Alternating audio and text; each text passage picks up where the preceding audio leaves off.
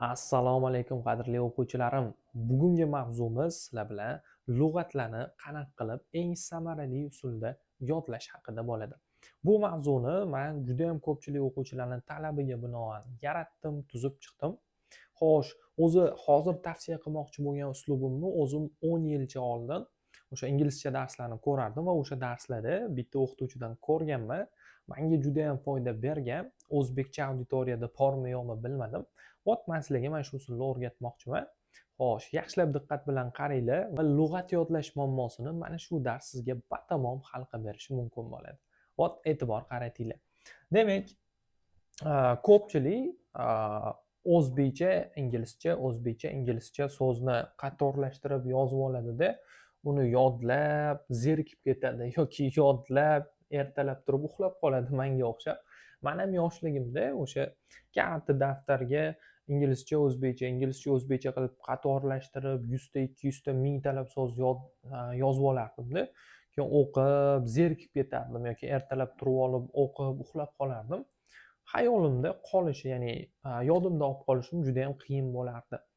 Menimcha ko'pchilikda shunaqa bo'lsa kerak. Va mana bu metodni qo'llashni boshlaganman. Qaranglar. Mana bu metodda 100 ta so'zni olamiz. 100 ta so'zni qayerdan olamiz desangiz, 100 ta so'zni har xil lug'at kitoblardan olasiz. Reading bajarguningizcha, listening bajarguningizcha chiqadi. O'sha 100 ta so'zni jamlaysiz. Imенно qaysi kitoblar bo'yicha desangiz, men maslahat berardim. Destination kitobini barcha seriyalarini tugatish. B1, B2, C1, C2. Va yana juda ham foydali kitob Oxford Word Skills kitobini barcha qismlarini tugatib chiqish. Ya'ni bular mavzulashtirilgan. O'sha mavzulashtirilgan so'zlardan bir 2 ta 3 ta mavzuni qo'shsangiz, где-то 100 ta so'z chiqib qoladi. Demak, 100 ta so'zni oldingiz, o'sha 100 ta so'zni olgandan keyin shunchaki o'zbekcha inglizcha tarjimasini emas, mana bunaqa usuldan foydalaning. Qarang. Demak, siz uyda qanaqadir quti bo'ladigan bo'lsa, qutida qilsangiz bo'ladi. Qanaqadir list bo'ladigan bo'lsa, listda qilsangiz bo'ladi. Demak, 3 ta quti yoki listga yozib olsangiz ham bo'ladi. Demak, 3 ta kategoriya. O'sha 100 ta so'zdan baribir siz qaysidir birlarini bilasiz, to'g'rimi? Istalgan lug'at kitobda, masalan, travel mavzusi haqida beriladigan bo'lsa, sayohat mavzusi. Masalan, travel so'zini bilasiz, trip so'zini bilasiz, lekin qaysidir bir so'z chiqadi, u so'zni siz oldin eshitmagansiz. Masalan, aytaylik, check in desk, ya'ni registratsiyadan o'tadigan o'sha stol, registratsiyadan o'tadigan joy, bu so'zni bilmaysiz. Demak, shunga o'xshab biladigan so'zlaringiz bo'ladi, bilmaydigan so'zlaringiz bo'ladi yoki 50%, 50 bilaman, taxminan bilaman ma'nosini degan so'zlaringiz bo'ladi. Shu so'zlarni 3 ta kategoriyaga ajratib olasiz. Ya'ni no, bilaman, aniq, yoki not sure, 50 amin emasman, yoki don't know, 100% bilmayman degan so'zlaringiz bo'ladi. Masalan, qarang, siz buy so'zini bilardingiz, no degan qutiga soldingiz o'sha so'zni, anaqa kichik kartochkalar yasab turib, listdan yasaysizmi, daftarda varog'idan yasaysizmi, kichik kartochkalar o'zingizga yasab olasiz. Xohlasangiz, u sotiladi, stikerlar, konstovarlarda ham bor, rangli stikerlar bor, o'shalardan ham foydalansangiz bo'ladi. Masalan, imенно devorni o'ziga mana shu listni yopishtirib, no, not sure, don't know degan 3 ta varog'ni yopishtirib, stikerlarni yopishtirib ketaversangiz ham bo'ladi. Bu bitta usuli. Yo stiker yopishtirmayman desangiz, korobkalarga mana shunaqa taxlab olib, so'zlarni u korobkadan bu korobkaga solsangiz bo'ladi, qulay bo'ladi. Yoki oddiy stolning ustiga 3 ta listga mana shunaqa qilib yozib, o'sha kartochkalaringizni taxlab chiqsangiz bo'ladi. Qaysi biri qulay bo'lsa, o'zingizga qarang. Demak, kichkina kartochkaga so'zni yozdik, masalan, buy degan so'z. Buy degan so'z o'sha savdo-sotiq mavzusida biz lug'at o'rganayotganimizda chiqib qoldi. Demak, no ga qo'yasiz uni kartochkaga yozib, demak, bilaman degan so'z. Ana endi invest degan so'z chiqdi. Invest so'zini qayerlardadir eshitgansiz, lekin juda aminmansiz, imенно qanaqa ishlatilishini bilmaysiz. Uni not sure degan qutichaga tashlang.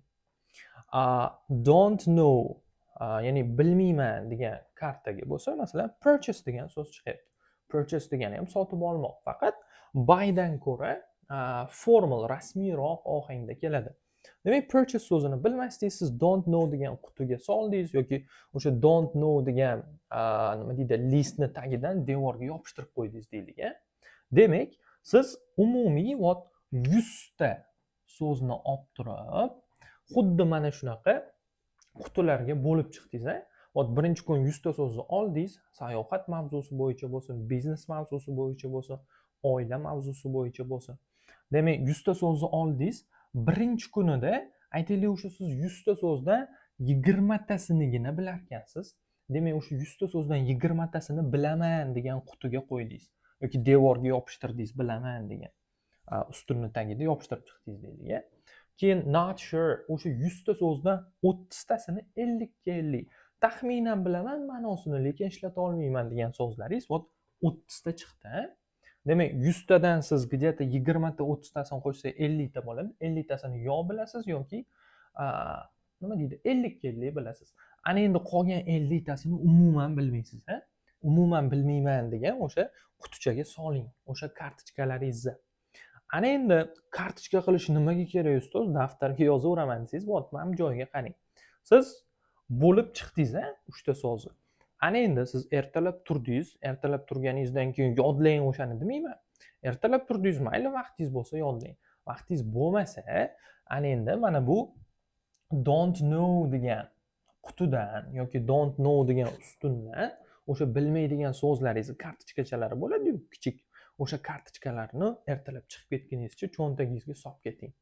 Cho'ntagingizga solib ketganingizdan keyin mana bu 50 ta so'zni siz metroda borasizmi, avtobusda bo'lasizmi, yo'lda bo'lasizmi yoki tanaffusga chiqasizmi, o'sha kartochkalarni olib mana bunaqasiga takrorlab o'tiring. Takrorlab o'tirib, kechki uyga qaytib kelasiz, to'g'rimi? Kechki uyga qaytib kelganingizdan keyin qani nechtasi esimda qolibdi deb kartochkalarni ko'zdan kechiring.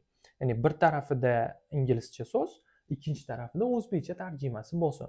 Inglizcha so'zga qaraysiz, tarjimasini topdingiz, tarjimasini o'yladingiz, topdingiz, orqasiga qarasangiz, chindan ham to'g'ri ekan. Bo'ldi. Siz xuddi o'sha so'zlaringizni mana bu not sure ga joylashtirsangiz bo'ladi.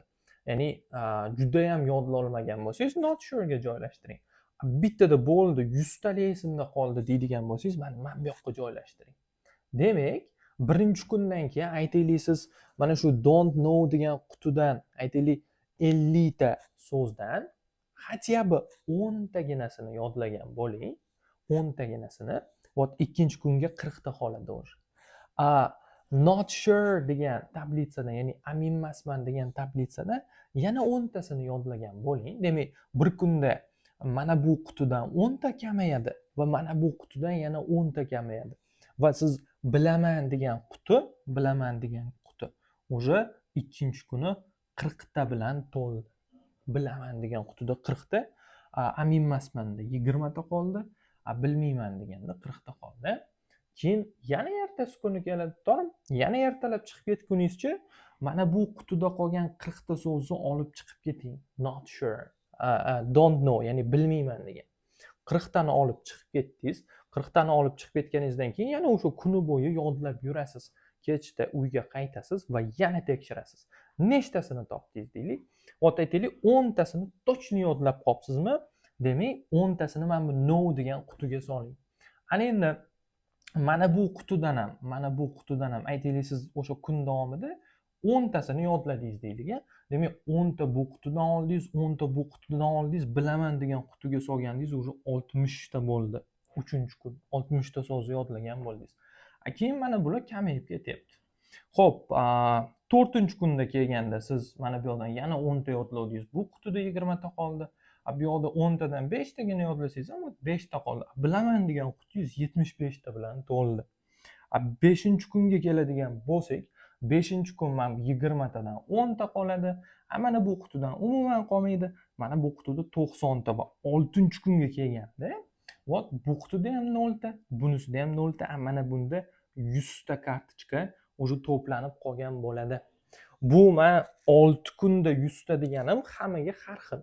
Kimlardir qobiliyati zo'r bo'ladigan bo'lsa 3 kunda, kimlargadir 2 kun yetarli bo'ladi.